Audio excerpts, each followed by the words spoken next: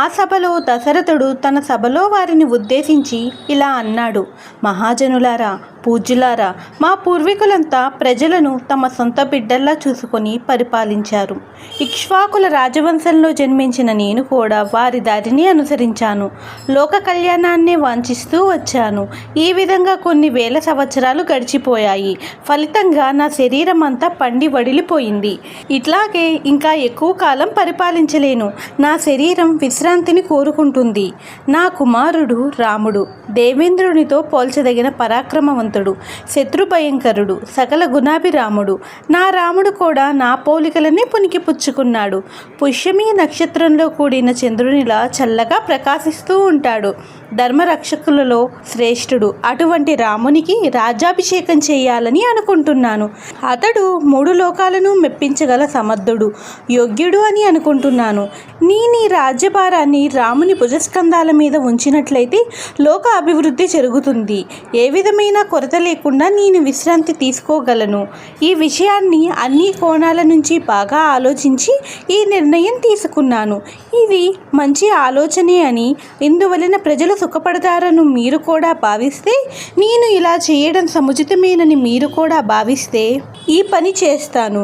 మీ సంపూర్ణ అంగీకారం లేకపోతే నేను ఈ పని చేయను. నన్ను మెప్పించడం కోసం ఒప్పుకోవలసిన అవసరం లేదు. మరేదైనా మంచి ఆలోచన ఉంటే చెప్పండి, అలాగే చేద్దాం. ఇది యావత్తు రాజ్యక్షేమానికి సంబంధించిన విషయం. సమిష్టిగా ఆలోచించి మంచి నిర్ణయం తీసుకోవాలి. అందుకే మిమ్మల్ని అందరినీ రమ్మని చెప్పాను. ఎన్నో కష్ట నష్టాన్ని లెక్క చేయకుండా పిలవగానే మీరు కూడా వచ్చారు. ఒక్కరే తీసుకున్న నిర్ణయం మంచి ఫలితాలను ఇవ్వకపోవచ్చునేమోనని మీ అందరినీ పిలిపించాను. మీరంతా మధ్యస్థులు, మీకు అందరూ సమానమే. అందువలన పూర్వాపరాలు బాగా ఆలోచించి నిష్పక్షపాతంగా ప్రజాక్షేమాన్ని దృష్టిలో ఉంచుకొని మంచి నిర్ణయం చెప్పగలరని మిమ్మల్ని సమావేశపరిచాను. మీరు అందరూ బాగా ఆలోచించి మీ నిర్ణయాన్ని చెప్పండి. ఈ విధంగా పలికి దశరథ మహారాజు కూర్చున్నాడు. సభలోని రాజుల, రాజోద్యోగుల, ఋషుల, మంత్రుల ఆనందానికి అవధులు లేకుండా పోయాయి. మహదానందపడిపోయారు. వారి మనస్సులు పురివిప్పిన నెమలిలాగా నాట్యం చేశాయి. ఆనందంతో చప్పట్లు చరిచారు. బాగు బాగు అంటూ తమ ఆమోదాన్ని తెలిపారు. అప్పుడు సభికులు మహారాజుతో ఇలా అన్నారు. మహారాజా, తాము పలికిన పలుకులన్నీ అక్షర సత్యాలే. మీరు అనేక వేల సంవత్సరాల నుండి రాజ్యభారాన్ని మోస్తూ అలసి ఉన్నారు. మీకు విశ్రాంతి తప్పక అవసరం. అందువలన రాజ్యభారాన్ని మోసేందుకు యువరాజుగా రాముణ్ణి నియమించండి. రాజా, రాముడు మా అందరికీ ఎంతో ప్రియమైనవాడు. మహావీరుడు, రఘుకుల సంజాతుడు, ఆజానబాహుడు అయిన రాముడు పట్టాభిషిక్తుడై శ్వేతఛత్రధారియే పట్టపుట్టేనుకు అంబారిపై ఊరేగుతూ ఉంటే చూడాలని మా నేత్రాలు ఉపలాట పడుతున్నాయి. అప్పుడు దశరథుడు సభికులతో ఇలా అన్నాడు. ఓ సభికులారా, మీ మాటలను బట్టి మీరందరూ నన్ను సంతోష పెట్టడానికి నా మాటకు ఎదురు చెప్పలేక ఇలా పలుకుతున్నారు. అంతేకాని యథార్థమైన మీ అభిప్రాయాలను వ్యక్తం చేయటం లేదు. మహాజనులారా, ఈ విషయంలో యథార్థమైన మీ అభిప్రాయాన్ని నిర్భయంగా చెప్పండి.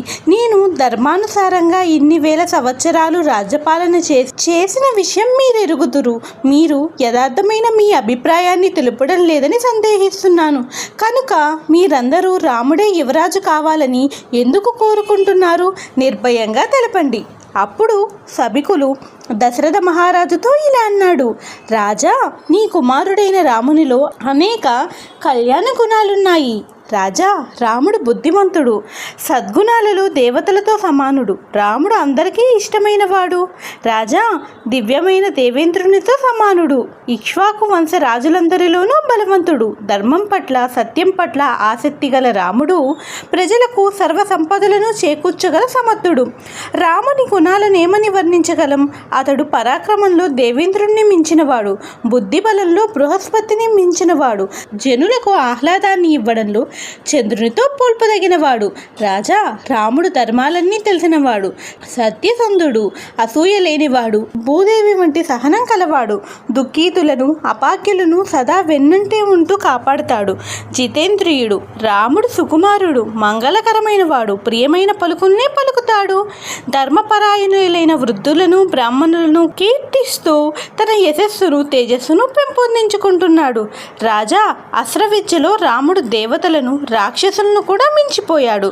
వేద విద్యలని సాంగోపాంగంగా అధ్యయనం చేసినవాడు దైన్యమన్నది ఎరుగడు. యుద్ధం చేయవలసి వస్తే లక్ష్మణితో కలిసి వెళ్ళి జయంతో తిరిగి వస్తాడు. అలా విజయలక్ష్మితో తిరిగి వచ్చిన రాముడు గుర్రంపై కానీ ఏనుగుపై కానీ ఊరేగుతూ వారి కుశలాన్ని విచారిస్తాడు. వారి తల్లిదండ్రుల సుఖశాంతులను విచారిస్తాడు. అగ్నిహోత్రాదులు సక్రమంగా జరుగుతున్నాయా అని వారందరినీ తరచి అడుగుతుంటాడు.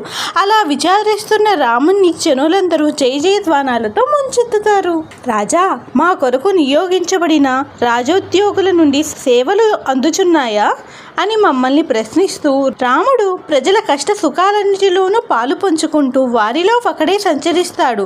యుద్ధి చేత ప్రజల కలహాలను తీర్చి సమాధానపరుస్తాడు. రాజా, రాముని మనోహరమైన రూపాన్ని ఏమని వర్ణించగలం? అందమైన కనుబొమ్మలు కలిగి చెంపకు చారడేసి కన్నులతో విరాజిల్లుతున్నాడు. సమస్త సద్గుణాలచే శ్రీ మహావిష్ణువుతో పోల్పదగినవాడు.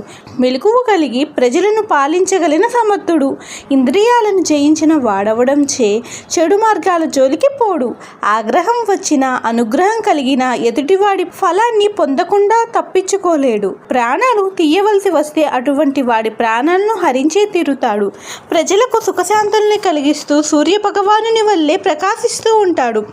రాజా, ఇన్ని సుగుణాలు కలిగిన వాడు కనుకనే ప్రజలు అతడినే రాజుగా కోరుకుంటున్నారు. రాముడు నీ పుత్రుడే జన్మించడం నీ పూర్వజన్మల పుణ్యఫలమని భావిస్తున్నాం. మరీచి కుమారుడు కశ్యపుడిలాగానే రామునికి కూడా మంచి పుత్రుడికి ఉండవలసిన లక్షణాలన్నీ ఉన్నాయి. రాజా, అలాంటి యోగ్యుడైన రాముడు ఆయురారోగ్యాలతో వర్ధిల్లుతూ మమ్మల్ని పాలించాలని గ్రామవాసులం పట్టణవాసులం అంతా ముత్తకంఠంతో కోరుతున్నాం.